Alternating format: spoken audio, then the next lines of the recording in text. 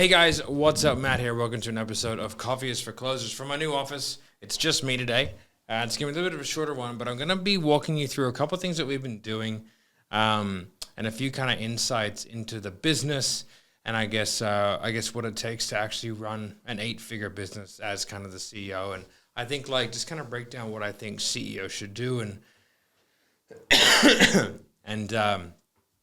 what does it actually take to run this thing? Should you be super busy? Should you be not? So if you're a business owner watching this or a sales rep that's watching this or listening to this, make sure you kind of watch all the way through the end, subscribe, hit the notification for all the kind of good stuff, because I'm going to give you a lot of insight into what it actually takes to be the head and give you kind of behind the scenes on what it looks like for a large kind of mid 8-figure business. All right, guys, see you in a second. Ex-Special Forces sniper turned entrepreneur. I've scaled numerous businesses to 8 figures. My name is Matt Ryder. This is my podcast, and I'm telling you to put that coffee down. All right, so what does it mean to be CEO, and what businesses do we actually run here? What do we do here at 7th Level and Sales Sniper and all that kind of stuff? So for those of you who don't know, 7th Level is a sales training organization, and Sales Sniper is a sort of done for you and sort of really moving into the realm of consultancy. We're doing a lot of consultancy at the moment. We've been, excuse me, I do a bit of a cold. We've been quite blessed to where, Alex and Layla Hormozy have been super kind and sort of sent us a few clients from their acquisitions.com portfolio. We've been working with Gym Launch. We've been working with a guy called Jason Phillips and a couple other ones that I can't remember off the top of my head. Really, really great businesses with phenomenal offers and phenomenal products, as you would expect if they're working with Alex. But there's just some things that kind of need twisting and tweaking in order to really make the businesses hum. And so we've had an incredible opportunity over the last little bit to really kind of break down what's been working, what's been not, and use the insight that we've created over the last few years, running our own 8-figure coaching business, and having a few different verticals, and then running the back end, also the front end of a lot of other sort of 7 and 8-figure businesses like what we have at Sales Sniper. So Sales Sniper is vastly becoming a bit heavier on the consultancy side. We're not really taking on clients for done-for-you sales. What we are doing is kind of building out sales teams, helping sort of figure out what the actual acquisition thesis of the business should be. If you don't know what acquisition thesis is, it's what's the model in which we get clients? How does it work? How have we planned it? And we found that a lot of businesses are just really falling flat with that side of things. There's not a lot of thought gone into it because they don't have things like budgets. They don't have projections. They haven't got a plan for the next 12 months. And that's one thing that I've been extremely tight on when it comes to running our businesses is setting what I think is long-term realistic KPIs with growth and non-growth months kind of mixed in there. It's not that every month has to be bigger than the last. It's just that the beginning of every year should be bigger than the last. So yeah, it's been a really, really interesting ride that we've had over the last couple years. We're now running a run rate of probably close to $40 million, which is really exciting and very interesting, I suppose, from a business perspective to sort of run that, and having a startup in sort of the beginning of 2020. So it's been a bit of a wild ride, but all in all, what we're doing at the moment is kind of combining everything together and having it under kind of one banner to simplify the operations of how this business works. We've adopted a similar methodology to how Apple works, where we have a function and unit. Okay, so for example, we don't have a VP of marketing for Sales Sniper and for 7th Level and for our B2B and for our B2C and for our female component, which is NEPQ Red. We also don't have one for our insurance component, which is 7th Level Financial Group, which is phenomenal. We've started our own insurance vertical, which is great for us. So we have a VP of marketing. We have a marketing department that sits as the marketing department for all of those. It's a function for all of those units. And some of those units are also separate entities as well. But we have a function, so we have a finance function that runs as the finance function for all the business units. We have a marketing function, all the business units. We have a sales function for all the business units. So there will be individual sales teams in each one. However, the VP of sales, which is currently unstaffed, but say our chief of sales looks over the sales for all of it. The VP of sales would then look over all the directors of sales, and the directors of sales would be over each individual business unit as the sales manager, as it were.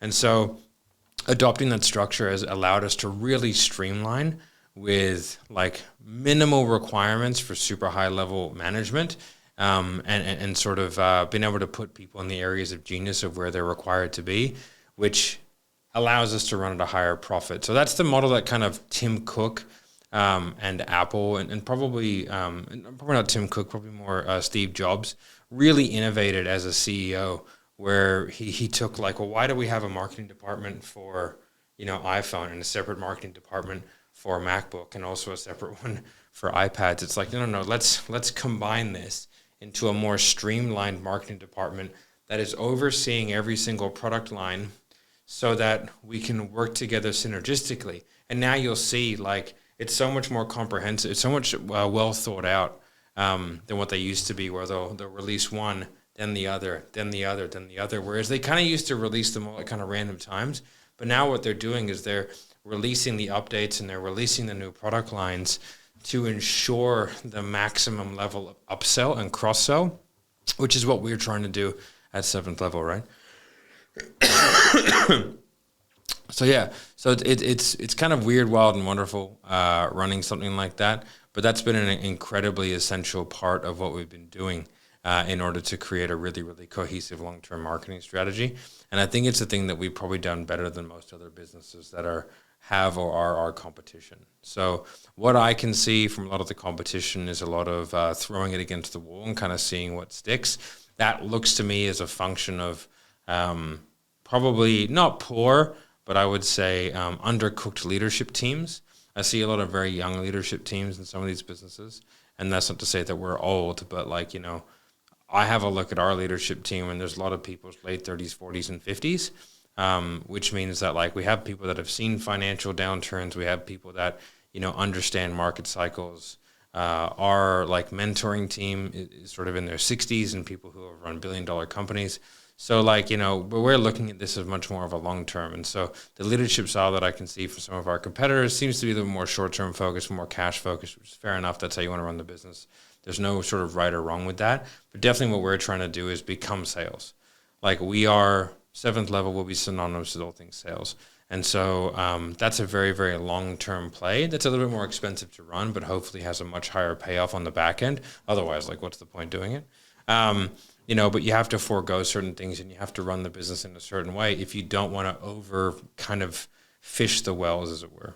So that's kind of what we're doing on kind of on like an innovative kind of strategy for our particular industry, is taking like what's really worked in some of the other ones and some of the other things like Apple. Like Apple's the best company ever on the planet. Regardless of what you think of them, they are the greatest company. They're the highest revenue, highest profit, most cash storage, highest level of adaptation, huge innovation like in the marketplace. They're the greatest company that's ever been.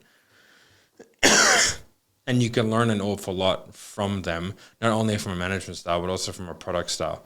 All right, so if you have a look at how Apple runs their stuff, they have like their iPhones, they have their iPads, they have their MacBooks, they have their iMacs, let's say. Right now, you can buy all kind of different like variations. Like, what do I have? I don't know. I usually run an iPhone Mini, but like they don't run those anymore. So I have an iPhone. I don't want the heavy one, the Platinum, whatever the hell it's called, the Pro. I don't want the Pro because I don't use the camera. So I'd rather have it be light and have a bigger battery life and all that kind of stuff. So I just use like the normal iPhone. But then from there you can get the iPhone SE. Right, for a while you get the iPhone C, you can get the iPhone 13, you can get the Pro Max, you can get the different sizes and so like. But they've got one distinct product category, and they're going after like different market segments within that by adding and reducing features, which is a very, very clever thing to do. Now, if you juxtapose that with a different company, which is also pretty phenomenal, is Coke, right?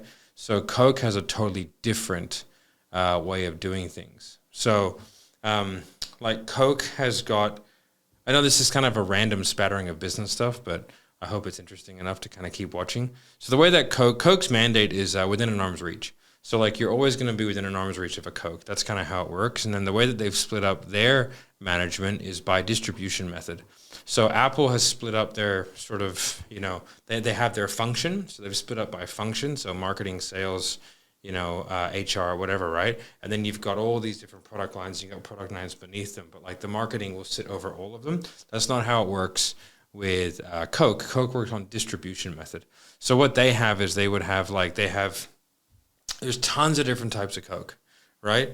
But like essentially there's a product suite that's allotted to how that gets distributed. So let's just say the distribution methods would be like gas stations or petrol stations, and then we have grocery stores, and then we have like more convenience ones, sort of like vending machines, and then we have like licenses, which is like restaurants and stuff like that. Those are all different distribution methods of how you can get a Coke. The pricing will be totally different depending on how you get it, right? So that's really important, because you can buy like a 2-liter Coke for $2.50 at the supermarket or the grocery store, but if you go to if you go to a vending machine, you're going to pay $4 for 750 mil, right? Or for like a can, it's going to be like $2.50, right? But you can get that same can in a 24-pack for $8 at the grocery store, right? So like how you get it determines the pricing structure, and that's also going to determine what products are available to you. Like they're not going to have like the random varieties of Coke in a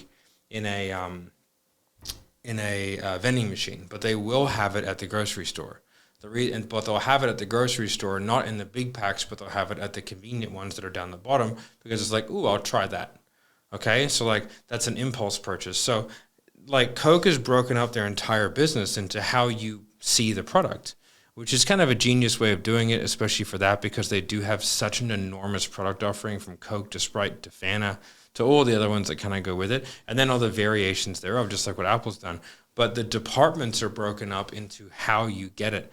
Like the department for like getting restaurant licenses, and that's totally different than the department that gets it into grocery stores, right? And also, like, they'll go so far as to break up not only what products that distribution method will get, but the makeup of the product, right? As in, like, in Mexico, they use raw sugar, whereas they don't. Like, the Coke that's in Japan is different than the Coke that's in America, right? So, like, they're changing the taste based off the profile of the people. It's quite interesting and quite intricate and very, very genius in how it does it.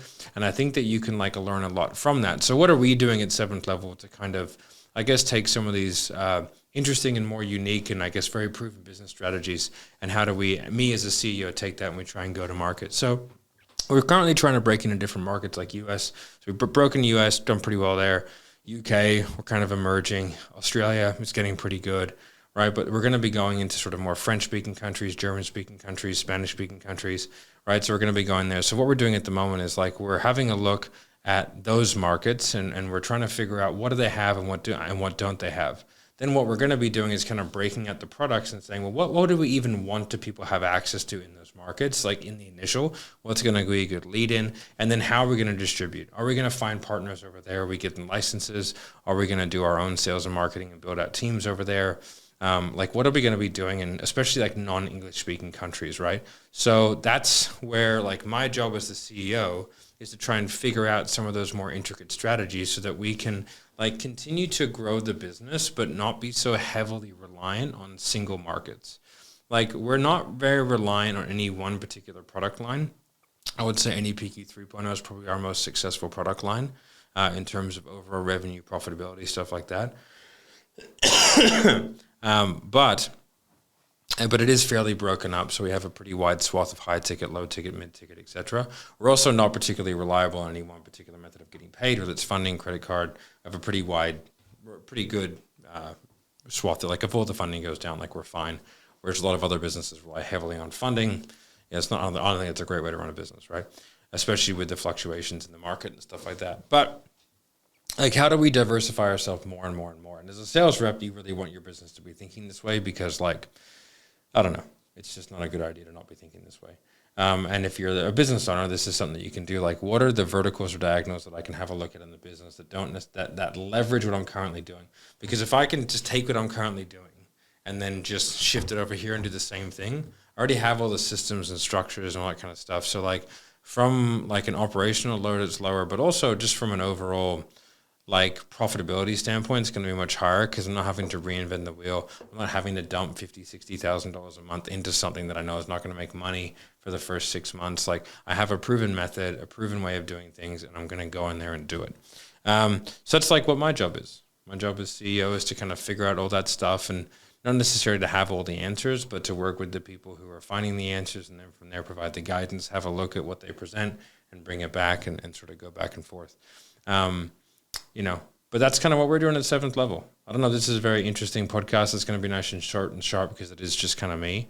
But the last thing I will say is like, my job as CEO is not to be super busy. Like that's a bad misconception. Like your job as a leader of a business or as CEO, like true sort of CEO, is to be able to be there to ask questions and give guidance. And if you're on calls for 12 hours a day, you just can't do that. Somebody needs to be able to call you and go, hey boss, I need your help with something. And you go, yeah man, what is it? Like that's how you provide the best guidance to people when you're not actually in the day-to-day fight. And like, there's a reason why generals are not in the fight, right? They provide much better strategic advice, right, when you're not getting shot at. The people in the day-to-day need to be trusted, need to get out of their way to do the tactical correctly, right? But then the strategic is what you're there to help with. So anyway, guys, I hope you like that kind of stuff. I'm going to do a little bit more kind of businessy, kind of CEO type content. So if you do like this kind of stuff, make sure you let us know in the comment section. Make sure you like and subscribe, all that kind of good stuff. And I'll see you in the next video. Bye. Put that coffee down.